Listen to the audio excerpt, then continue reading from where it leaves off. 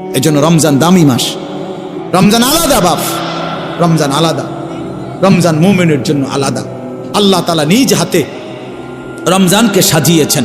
আল্লাহ বলছে রমজান আমি সাজাইলাম, এই যে প্যান্ডেল আপনারা সাজাইছেন, তা আল্লাহ নিজে বলতেছে বান্দা, এক নম্বরে বিগত 11 মাসের সমস্ত হুকুম আহকাম যথারীতি বহাল থাকবে, যেটা যেমনে আছে, যেটা হালাল এখনো হালাল, যেটা হারাম এখনো হারাম, 5 ওয়াক্ত নামাজ সহ অন্যান্য বিধান এটাও চলমান। এক, অতিরিক্ত আরো কিছু ইবাদত দিলাম। এক, পুরা 1 মাস রোজা, পুরা মাস ইফতার, পুরা মাস সাহরি, পুরা মাস 20 রাকাত তারাবি। তাহলে এই সবগুলো নতুন ইবাদত, মানে রমজান উপলক্ষে নতুন সংযোজন, ঠিক কিনা বলেন? হ্যাঁ। ব্যবসায়ী সিজনে অতিরিক্ত মাল উঠায়। এখন কাপড় ব্যবসায়ীরা গিয়া দেখেন 40 লাখ 50 লাখ টাকার মাল আরো অতিরিক্ত উঠাইছে, কারণ তার এখন সিজন, তার এখন কি সিজন। তো আল্লাহ তাআলা বলে বান্দা রমজান আমার অসংখ্য অগণিত বান্দাকে জাহান্নাম থেকে মাফ করার সিজন, রমজান আমার জান্নাত দেওয়ার সিজন। এই জন্য আমি আরো আলাদা ইবাদত উঠাইলাম। এক, রোজা উঠাইলাম, নতুন ইবাদত।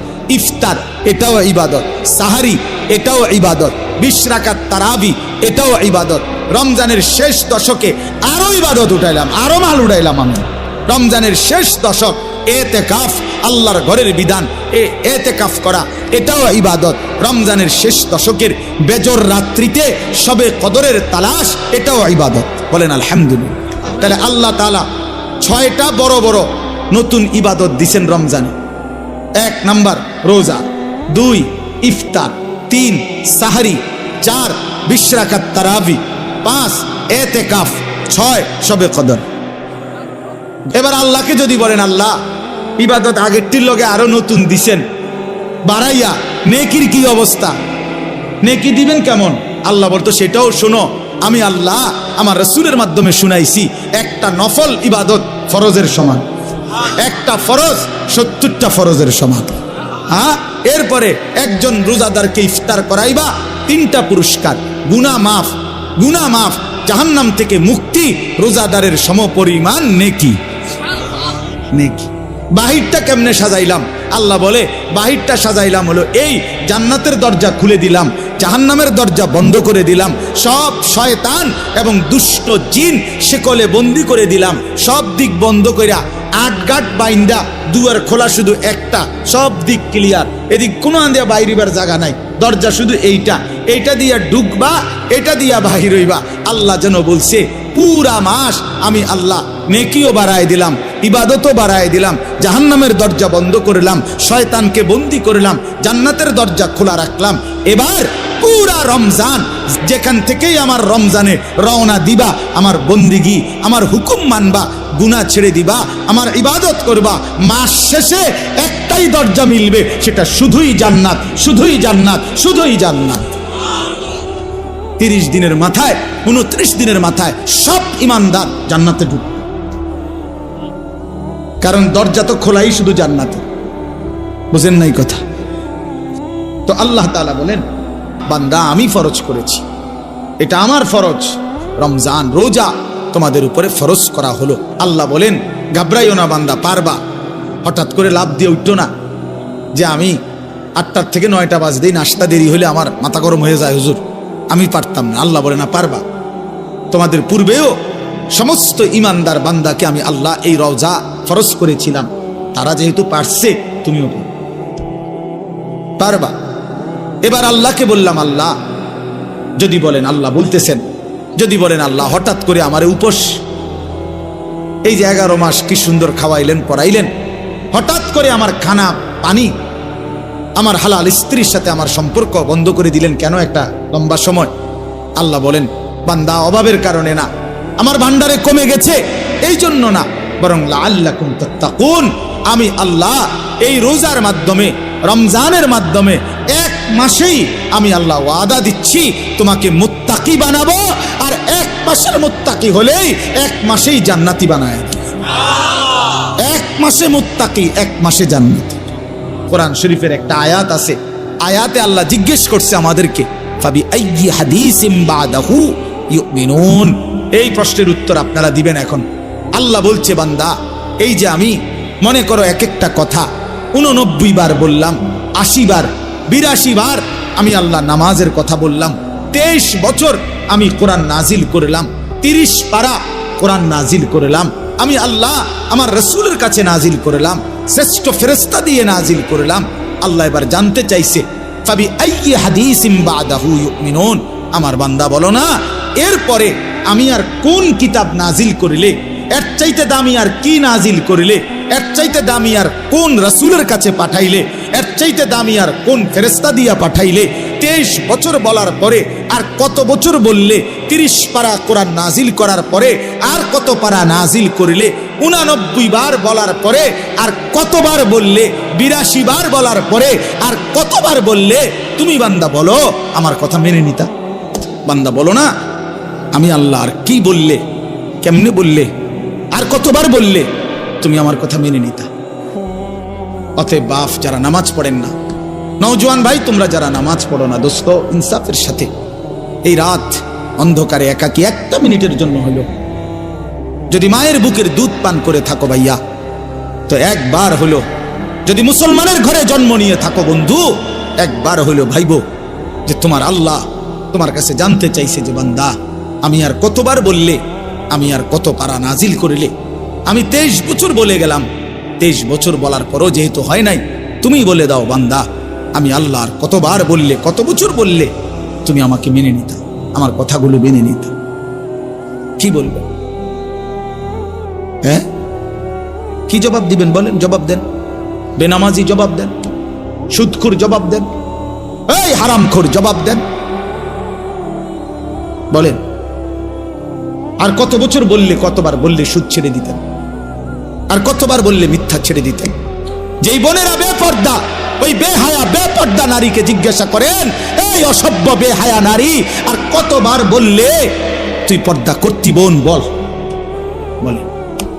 আহা কিভাবে সম্ভব? একটা বছর বেটা তুই নাফরমান, কোনদিন ফজরের নামাজ পড়লি না? আরে তুই কি মানুষের বাচ্চা রে? এটা কিভাবে সম্ভব ভাইয়া? ওই কোন মার ঘরে জন্ম নিল? আহা তার মা কোথায়, তার বাবা কোথায়? কিভাবে সম্ভব? ওই মা কেমনে মেনে নিল, ওই বাবা কেমনে মেনে নিল? 16 বছর 18 বছর আপন ঘরে মা বাবার ঘরে ঘুমায় সন্তান, কোনোদিন ফজরের নামাজ পড়ে না, মায়ের চোখেও এক ফোঁটা পানি নাই, বাবার চোখেও এক ফোঁটা পানি নাই। আহ মা বাপ কেমনে মেনে নিল, সন্তান এবার কেমনে মেনে নিল? এভাবে কেমনে আল্লাহকে ভুলে গেল? 1 মিনিট ভাই, কোনো এক বেনামাজি কেউ যদি এখানে থাকো ভাই, 1 মিনিট ভাই, আজকেই ভাই, ঘুমাইবার আগেই ভাই। নবীজি জিজ্ঞেস করবে উম্মত, আমি 23 বছর উম্মত, হাসরের ময়দানে নবী বলবে, আমলনামা দেখাইয়া বলবে প্রত্যেককে সুপারিশের জন্য নবীজির কাছে চাইতে হলে আমলনামা জমা দিতে হবে। ওমা সুপারিশের কোনো কাগজপত্র নাই, কথা কোনা, কোনো নিয়ম কানুন নাই নাকি? হ্যাঁ কোনো ফাইল জমা দিতে হবে না তো নবীজি তো দেখবে, আল্লাহ নবী দেখবে 30 বছর সুদের ব্যবসা, 60 বছর বয়স, 60 বছর পর্যন্ত বিড়ি সিগারেট খাইয়া গেছে।